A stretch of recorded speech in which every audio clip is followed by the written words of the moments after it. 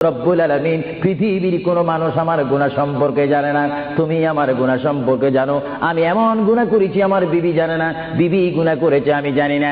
আল্লাহ তুমি সব কিচ্ছু জানো, হে আমার প্রভু তুমি আমাকে মাফ করে দাও।